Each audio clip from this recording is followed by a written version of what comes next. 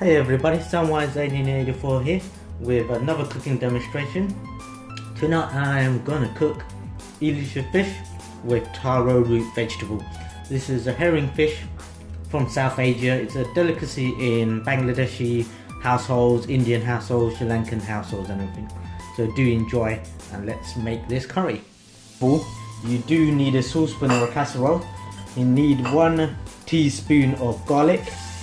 Pop that in and give it a stir.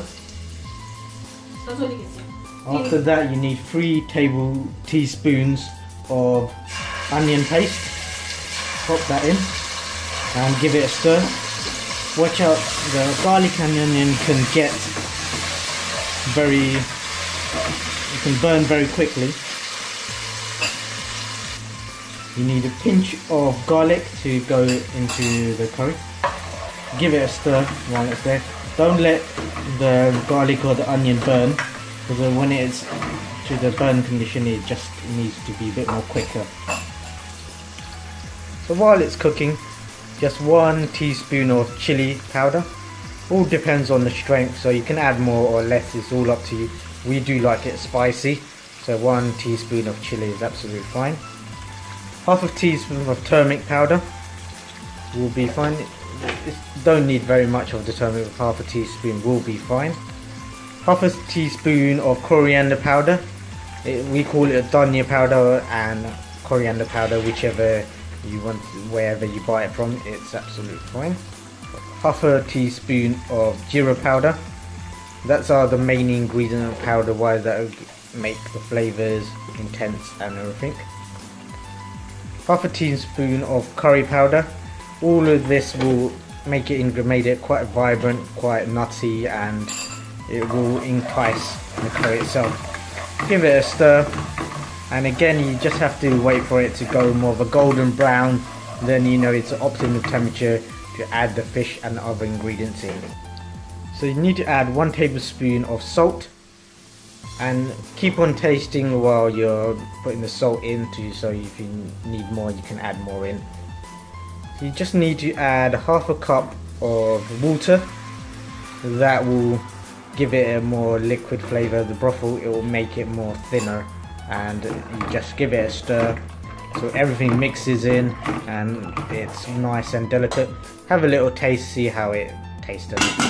After that, cover it up and put it on gas mark 3 and leave it there for a minute and give it another stir.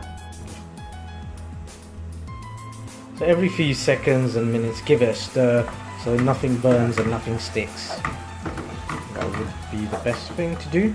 And while it's cooking, if we do see some oil residue coming up when the water has absorbed, this is the optimum time to put all the ingredients in. After 2 or 3 minutes we're gonna add the Hilisha fish in.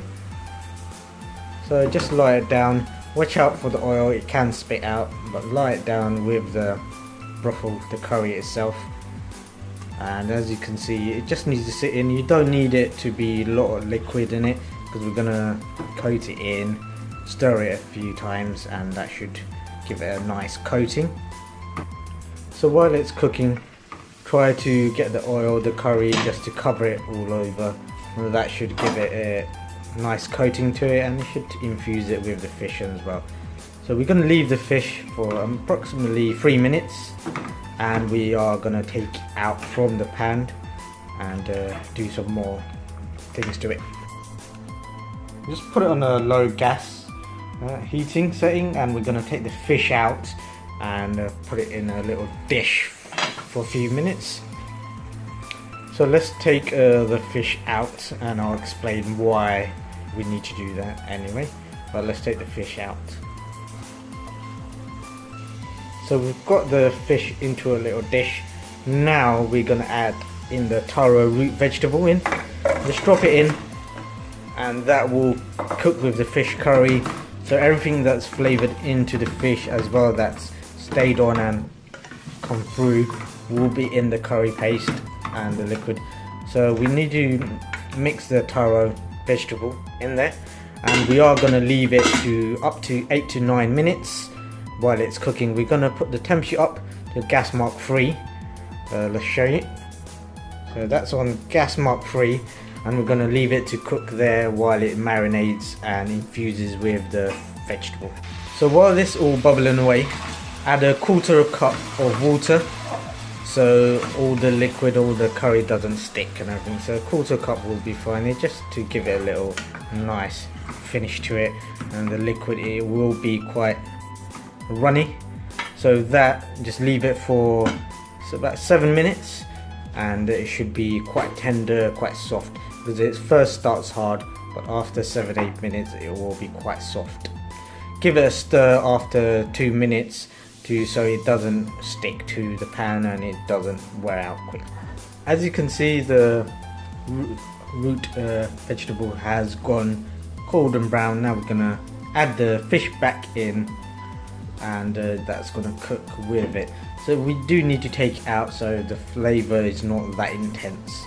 So we'll add it back in with the vegetable, and we'll leave it for cooking for a couple of minutes. So when you are putting the fish in, be quite delicate because the fish can fall apart. So softly put the fish in, put all the curry and everything back in, and we'll cook it more. I am going to add more water in, just to give it more of a brothel. So I'm going to add 1.5 cup of water. That should give the curry a bit more fluid to it.